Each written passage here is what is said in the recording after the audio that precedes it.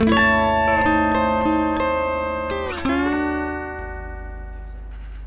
assalamualaikum warahmatullahi wabarakatuh, Bu Wiwi. Waalaikumsalam warahmatullahi wabarakatuh, Pak Jo. Tos dulu, Bu. Hati-hati, terima kasih. Hati-hati. Tak saira. Oke. Baru saya sapa Bu Wiwi, sehat hari ini ya. Alhamdulillah. Alhamdulillah, semoga sehat, kita selalu luar sehat biasa. ya. Dan semoga yang nonton channel ini ikut sehat.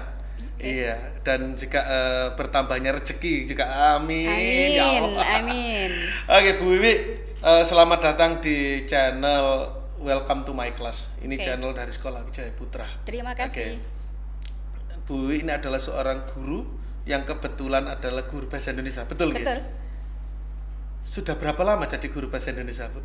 Nah, kalau ditanya berapa lama, pastinya saya bergabung dengan keluarga besar SMP Wijaya Putra sejak tahun 2005.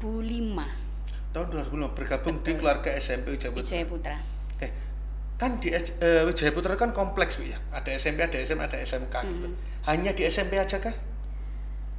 Kalau sejak saat itu 2005 iya SMP saja. Dengan berjalannya waktu pernah mengajar di lingkungan keluarga besar Wijaya Putra, tapi di SMK. Oh, SMK. Nah, SMK tidak mengajar bahasa Indonesia, tapi sejarah Indonesia. Oh, gitu. Masih ada sangkut pautnya lah dikit-dikit ya. Karena faktor rajin membaca saja. Asik. Sehingga bisa. Sebelum di Wijaya Putra ada ngajar di sekolah lain atau gimana?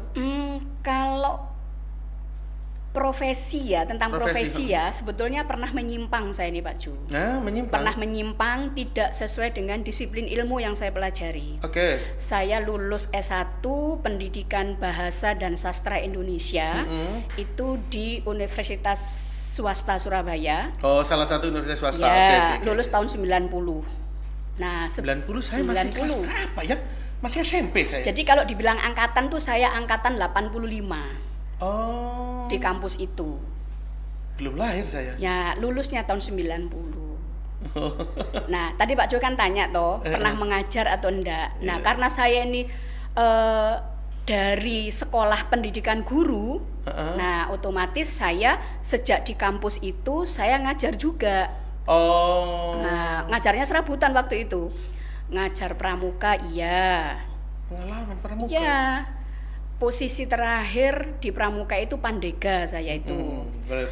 Terus lanjut di semester 3 saya mengajar SMP swasta. Bahasa Indonesia juga? Bahasa Indonesia di lingkungan Surabaya Barat. Oke. Seperti itu. Kemudian 2 tahun saya mengajar, saya pindah profesi. Nah, ini yang saya bilang menyimpang tadi di bidang marketing. Oh. Marketing. Seru ini kayaknya. Nah, marketing itu saya waktu itu tidak diarahkan oleh kantor itu menjadi penjual tidak, tapi trainer. Oh. Trainer marketing. Wah, ini keren Trainer ini. marketing. Nah, karena trainer otomatis yang dikedepankan adalah strategi komunikasi, bagaimana memaintenance customer menjadi customer yang loyal, customer yang tidak customer loyal itu customer yang tidak memikirkan apa-apa. Pokoknya aku beli itu aja. Oke, paham, Bu. Karena tapi kan di situ saling ada, masih ada lah, masih ada benang merahnya masih ada dengan ya. Bahasa. Betul. Nah, ngomong-ngomong bahasa Indonesia ini, Bu. Terlebih kayak saya ini juga ya, orang Indonesia asli saya. Lahir di Indonesia, besar di Indonesia, kerja di Indonesia, menggunakan bahasa Indonesia, tapi sayang dulu ketika saya sekolah bahasa Indonesia Yoremidi. Ini kenapa ini? Fenomena. Iya. Ini fenomenanya mengapa anak-anak sekolah sepertinya bahasa Indonesia itu di nomor sekian kan. Sepertinya kan begitu. Betul. Saya mengalami itu. Padahal bahasa Indonesia itu kalau kita mau paham sebagai tolok ukur keberhasilan seseorang. Oh ya? Iya, tolok ukur keberhasilan seseorang. Contohnya gimana itu? Contoh, kayak tadi ya. Tadi itu kan saya pindah ke marketing tadi. Yang kenapa saya sukses di marketing ketika itu? Sukses itu patokannya apa kan begitu? Iya. Kelas waktu itu. Jadi saya masuk di perusahaan itu baru 2 bulan saya sudah ke peringkat kelas A. Nah, karena apa? Karena kemahiran berbicara tadi. Nah, kita kembali kepada yang remedi tadi. Kita kembali ke sekolahan kita ini. Kembali ke sekolah. Yang remedi itu satu, ada kecenderungan wis bahasa Indonesia ya wis ngono iku. Aku, saya, misalnya, betul, kamu. Kalau kita berbicara kata ganti orang, sepertinya berbicara bahasa Indonesia itu adalah bukan sesuatu tantangan. Biasa-biasa saja. Istilahnya orang hidup ya makan ya minum. Padahal dalam bahasa Indonesia itulah sebagai pengantar masing-masing orang ini menuju sukses. Oke. Seperti I itu. know.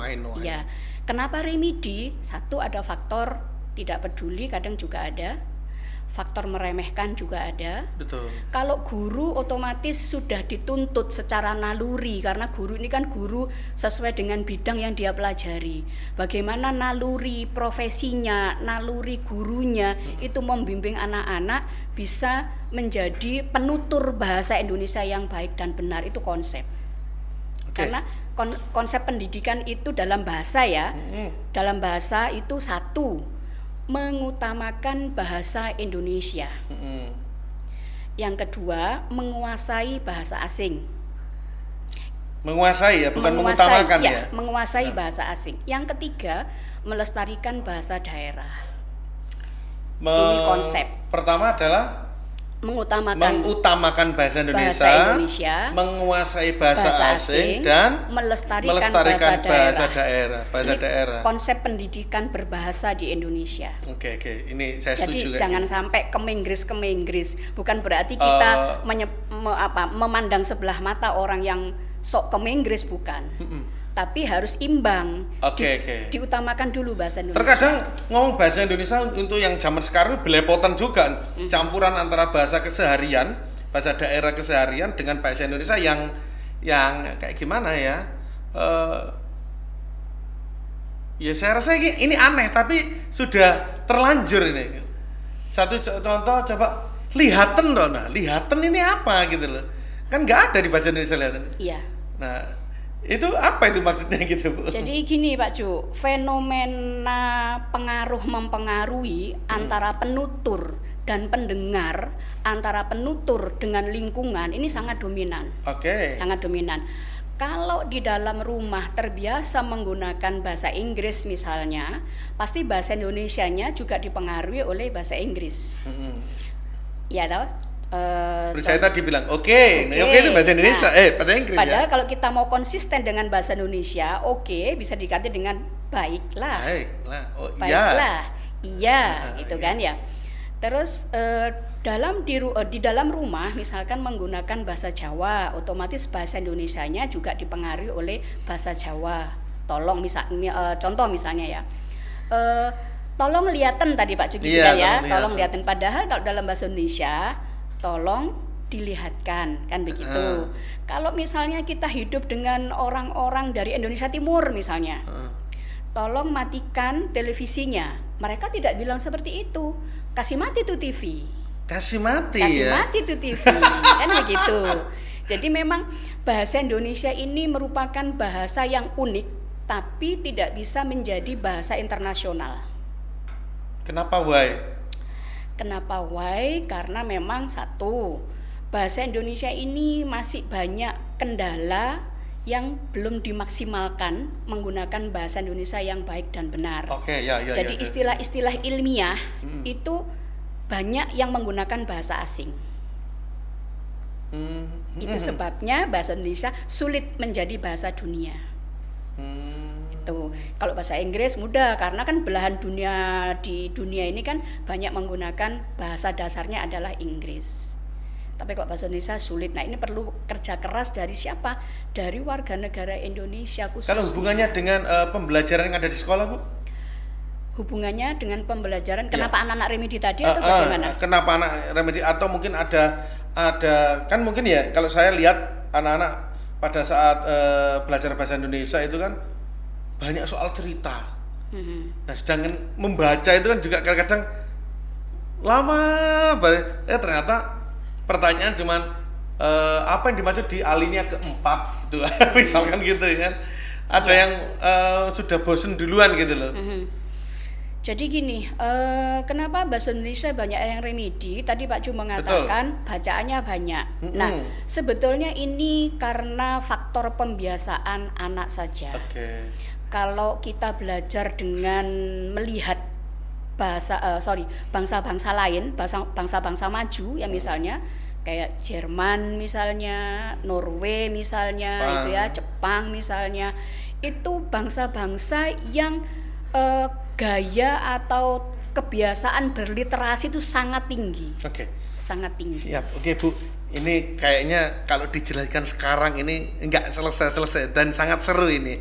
Kebiasaan literasi. Ini suatu saat saya akan mengundang Ibu lagi.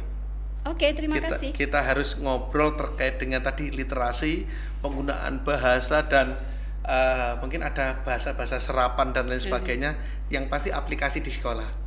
Begini, karena waktu juga yang harus memisahkan kita untuk saat ini. Ya. Dan jangan lupa tetap pantau terus di channel Welcome to My Class ini. Gitu Bu ya?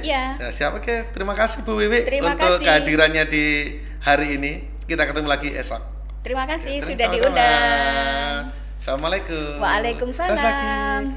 Terima kasih.